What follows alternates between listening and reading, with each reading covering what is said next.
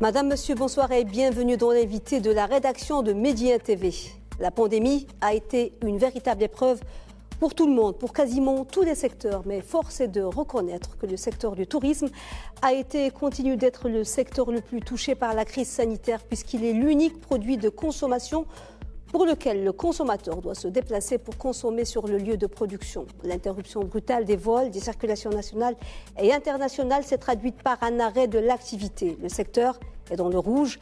Le manque à gagner est très important, surtout pour un pays comme le Maroc où l'activité du tourisme et les activités annexes ont un poids considérable dans l'économie et la société. Selon diverses sources, le tourisme serait dans notre pays le deuxième secteur contributeur au produit intérieur brut et créateur d'emplois. En 2019, il aurait généré des recettes de plus de 80 milliards de dirhams, ce qui correspond, selon l'Office d'échange, à 20% des exportations des biens et services de la même année. Il est aussi l'un des premiers contributeurs à la balance des paiements et a représenté 11% du PIB en 2018 et généré 550 000 emplois directs. Aujourd'hui, les professionnels du secteur tirent la sonnette d'alarme car au-delà des chiffres qui semblent parfois froids et abstraits, il faut parler des pertes d'emplois, de la détresse sociale que cette crise a provoquée pour 2,5 millions de familles qui vivent directement ou indirectement du tourisme. Et pour en parler de cette crise sans précédent dans le secteur du tourisme dans le monde, mais surtout au Maroc, et nous l'espérons des portes de sortie, nous avons le plaisir de recevoir aujourd'hui Hamid Bentahar, président de la Confédération nationale du tourisme. Monsieur Bentahar, merci d'avoir accepté l'invitation de Média TV. Bonsoir et merci pour l'invitation.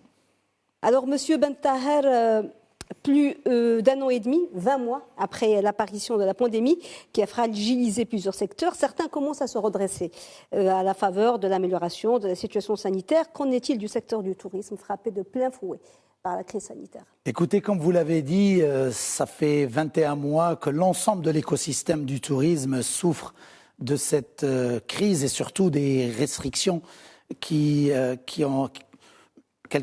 font souffrir les transporteurs touristiques, les guides, les agences de voyage, les restaurateurs, les hôteliers, l'écosystème direct, mais également l'écosystème indirect du tourisme. Parce que, comme vous l'avez dit en introduction, cette crise, parmi les leçons qu'elle nous a apprises, c'est qu'il y a beaucoup plus de gens qui vivent de manière indirecte dans le tourisme, du tourisme que de manière directe, et des métiers effectivement qu'on n'imaginait pas seraient impactés. Aujourd'hui, il y a une véritable détresse sociale, il y a une véritable, souffrance, je dirais même qu'il y a des drames aujourd'hui dans le secteur du tourisme, avec des gens qui ont décidé de créer des entreprises dans le tourisme, qui ont cru dans la vision et qui se retrouvent dans cette période en pleine difficulté. Il y a des pays qui, tout le monde entier a été touché par la crise sanitaire, mais il y a des pays qui s'en sortent plus ou moins, où le tourisme a pu décoller.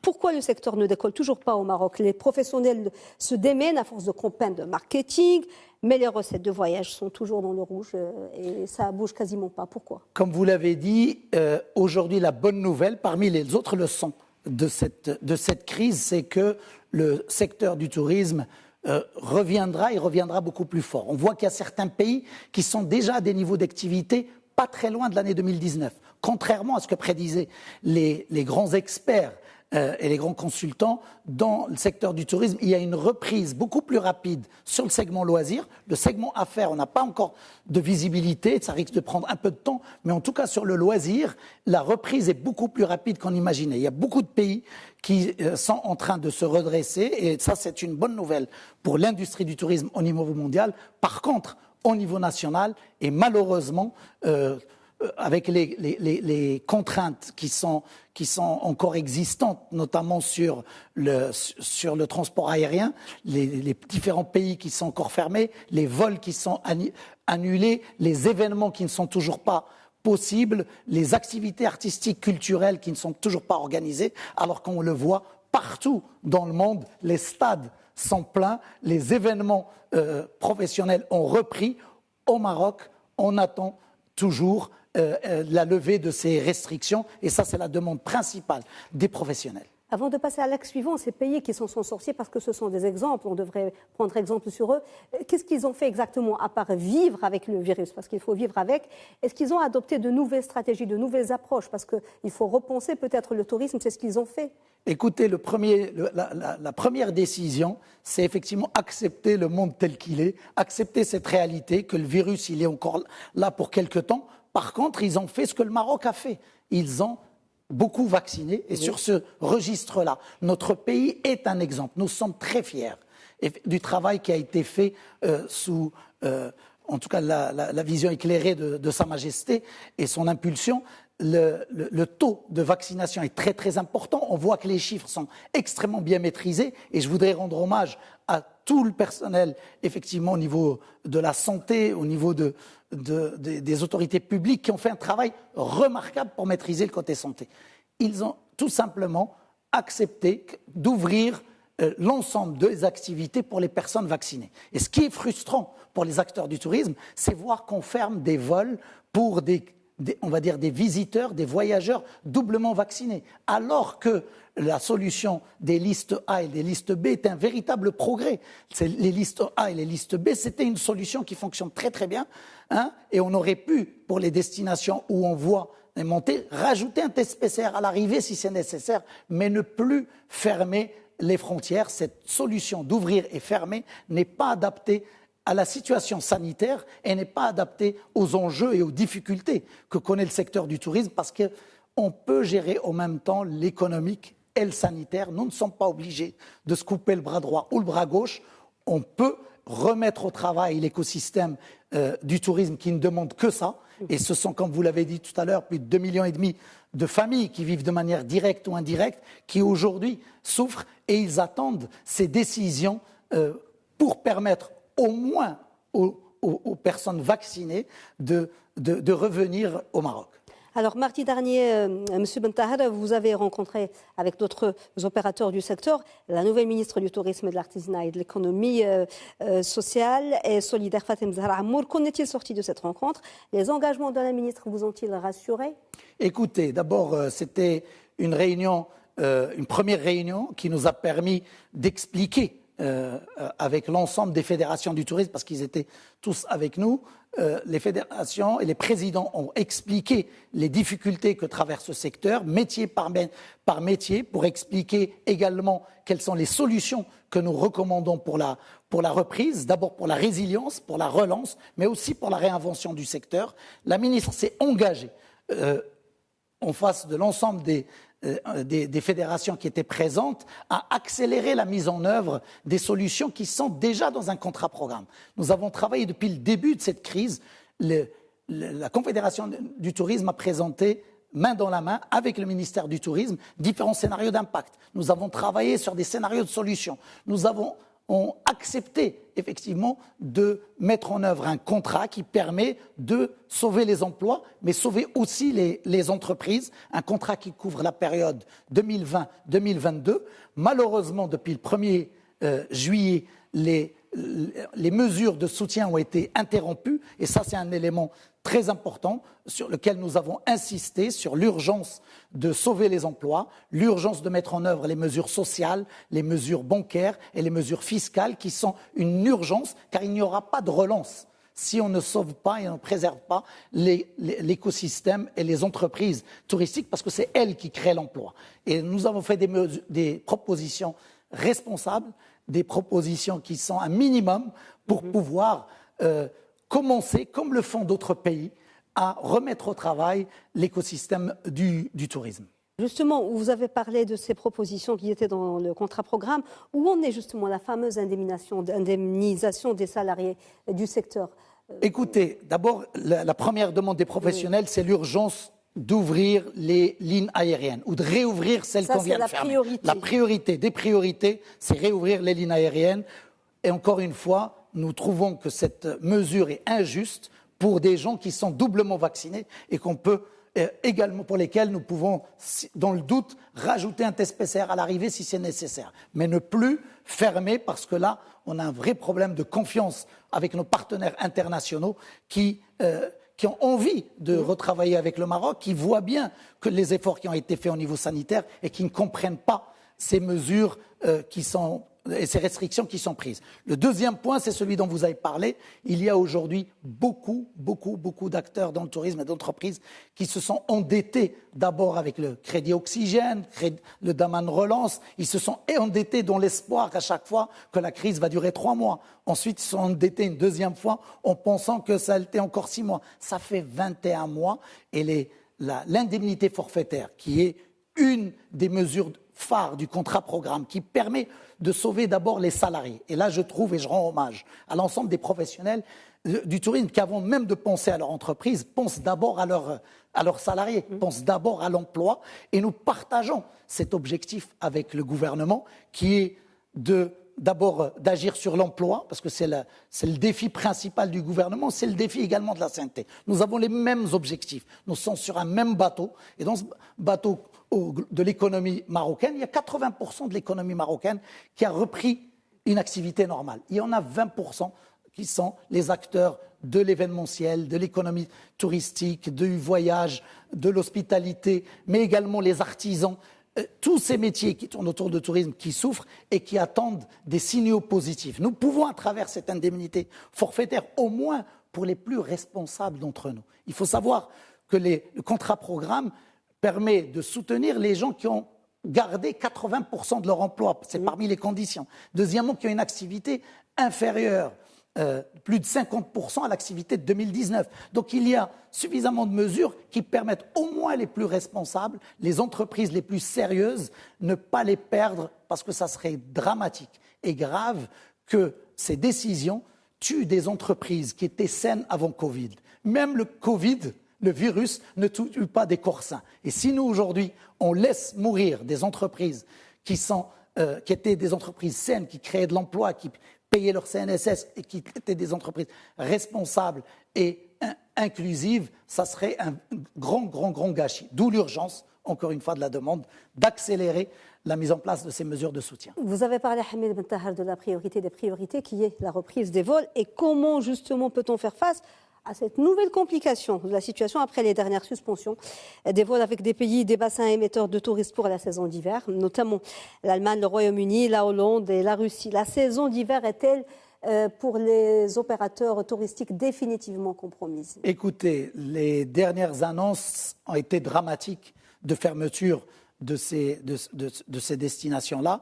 Encore une fois, je le rappelle, nous sommes des gens responsables, nous sommes conscients qu'il faut gérer en même temps le côté sanitaire et nous réclamons l'ouverture des lignes pour les personnes doublement vaccinées, voire triplement vaccinées aujourd'hui dans les destinations européennes. Et donc, il n'est pas question de prendre des risques avec la santé des Marocains. Ces décisions ont engendré des annulations massives dans les marchés concernés par ces fermetures, mais également dans les autres marchés, parce que des inquiétudes dans les autres marchés, avec des grands événements sur lesquels les professionnels ont travaillé pendant 1 an, 2 ans pour les concrétiser et qui s'annulent tous les jours par crainte d'autres mesures restrictives. Nous devons, et le gouvernement marocain doit aujourd'hui envoyer des signaux beaucoup plus forts pour reconstruire et rétablir la confiance avec nos partenaires internationaux, parce que l'impact, bien sûr, il concerne toute la saison hiver. Quand les compagnies aériennes annulent des vols à cette période, ils vont les annuler pour la saison d'hiver. Les événements qui étaient programmés pour janvier, février, mars. Donc moi, effectivement, l'impact est dramatique, qui va durer au moins jusqu'à l'été prochain. Il y aura un impact sur beaucoup de marchés et nos parts de marché vont être données, offertes à nos destinations concurrentes. Mais je veux quand même qu'on reste optimiste, parce que les signaux qu'on voit dans le monde entier, c'est que la reprise est possible, c'est qu'il y a une envie de voyager, l'envie de Maroc existe. Nous devons accélérer les mesures de soutien, accélérer les mesures d'ouverture des lignes aériennes. Optimistes, on veut rester tous, mais comme un malheur n'arrive jamais seul, il y a eu aussi l'annulation de l'Assemblée générale de l'Organisation mondiale du tourisme qui était prévue à Marrakech du 30 novembre au 3 décembre 2021, un événement qui aurait, selon vous, été un formidable signal d'amorçage de la reprise. Comment expliquez-vous l'annulation de cet événement? Qu'est-ce qui justifie cette annulation? Écoutez, nous n'avons pas d'informations précises sur les raisons de l'annulation de cet événement, mais tout ce que je peux vous dire, c'est que malheureusement, ça a créé d'autres annulations en cascade. Derrière cet événement-là, il y a d'autres événements qui ont annulé pour toute la partie, tout le début de l'année 2022. Aujourd'hui, tout l'écosystème des agences événementielles, des agences de voyage, des hôteliers spécialisés dans le tourisme d'affaires et le tourisme de congrès, même sur les événements nationaux. On parle beaucoup de tourisme national et de la capacité du tourisme national. Mais il faut savoir que la moitié de l'activité du tourisme national, elle vient de ce type d'événements qui sont organisés, des congrès, des séminaires. Elle vient également des festivals, des différents événements qui sont organisés. Le fait que toutes ces activités, encore une fois, soient annulées, et en même temps, on voit les chiffres sur le côté sanitaire qui sont exceptionnels, et on voit ce que font les destinations concurrentes, ça crée une véritable frustration au niveau des professionnels, et ça crée cette urgence d'accélérer au moins les mesures de soutien. Parce que si aujourd'hui les professionnels ne peuvent pas travailler normalement, il faut les soutenir en attendant la levée de ces restrictions. Il y a une véritable urgence et vous l'exprimez clairement, M. Bentahar. Vous déplorez au sein du CNT ce que vous qualifiez d'absence de mesures d'accompagnement concrètes et immédiates à la hauteur de l'aggravation de la situation de votre secteur, et vous dites craindre une difficulté grandissante à envisager l'avenir de l'industrie du tourisme qui pourrait conduire à une implosion de son tissu économique. La situation peut-elle en arriver là, à un scénario aussi catastrophique, et que proposez-vous pour juguler cette crise sans précédent? C'est très pessimiste comme constat. Est-ce qu'il est envisageable si on continue sur cette... Écoutez, les professionnels se sont endettés pendant cette période et tout le monde est d'accord aujourd'hui. Il y a unanimité sur le fait que l'impact, il est très important, que la reprise espérée, malheureusement, est retardée avec les mesures restrictives. On ne peut pas continuer et on ne peut pas maintenir les entreprises avec des dettes qui se cumulent les unes après les autres. Nous sommes obligés de mettre en place des mécanismes pour injecter des fonds propres, pour trouver d'autres solutions que celle de la dette qui n'est plus tenable pour les entreprises touristiques. Nous avons dans ce sens fait des propositions concrètes au ministère du Tourisme et également au CVE pour permettre de sauver les entreprises et sauver l'ensemble des emplois qui sont derrière. Nous avons d'autres propositions qui ont été faites pour la relance, mais aussi pour la réinvention, parce que nous ne travaillons pas que sur la partie sauvegarde. Le contrat programme comprend des mesures de sauvegarde qui sont aujourd'hui en retard dans leur mise en œuvre, mais il comprend également des mesures pour la relance et la réinvention du secteur, et nous souhaitons, avec la nouvelle ministre et avec le gouvernement, mettre en place les recommandations qui sont également dans les recommandations du nouveau modèle économique. La mise en place d'une task force au niveau exécutif pour venir en aide d'abord à ces 20% des Marocains qui souffrent aujourd'hui, à ce secteur qui a toujours été un secteur qui s'est relevé des crises sans soutien. Ça fait 20 ans, on a connu d'autres crises dans le passé, mais cette crise est exceptionnelle, elle nécessite une solidarité exceptionnelle et une prise en main au plus haut niveau de l'exécutif pour pouvoir ensemble construire un plan courageux, un plan audacieux. Certains professionnels parlent d'un plan Marshall à la hauteur de la situation que vit notre secteur aujourd'hui, parce qu'il est porteur d'espoir, parce que ce secteur est porteur d'opportunités. Ce secteur est une solution pour l'économie marocaine, une solution pour les défis du gouvernement, c'est une solution pour le rural, solution pour la jeunesse marocaine, solution pour l'emploi. Vous savez que même en 2019, la taux d'occupation au niveau national était de 50%. Ça veut dire qu'avec la capacité actuelle et avec la capacité qui est prévue de sortir dans les mois qui viennent, nous pouvons doubler le nombre d'emplois. Nous pouvons travailler, nous avons fait des propositions responsables pour également intégrer tout l'écosystème de l'informel, qui est aussi un secteur très important, et nous pouvons le réintégrer dans le secteur formel.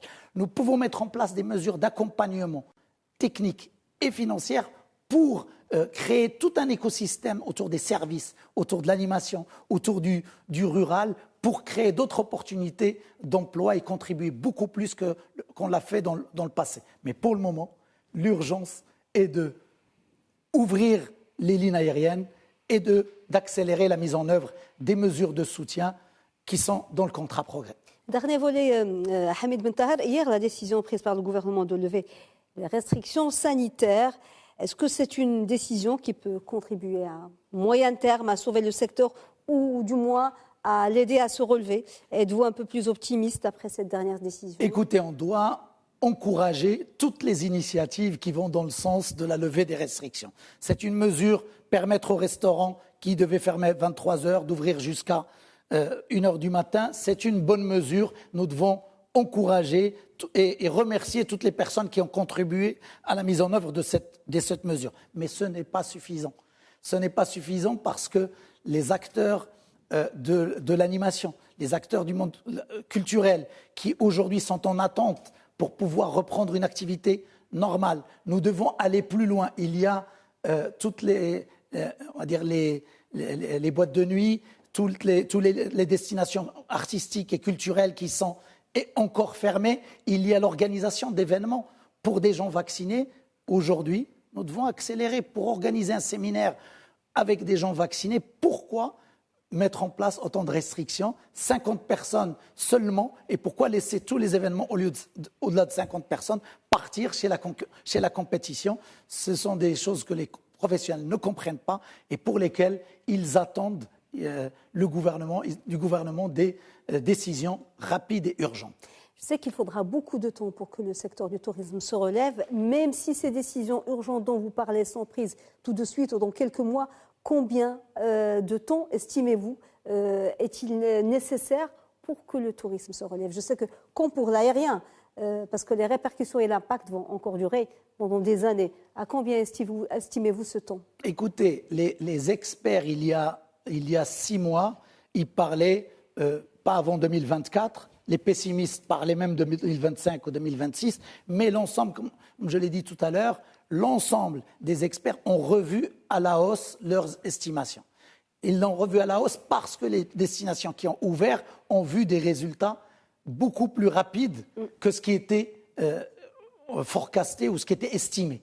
Donc aujourd'hui, il y aura des destinations qui vont se relever, celles qui prendront des mesures rapides, ils vont se relever plus rapidement.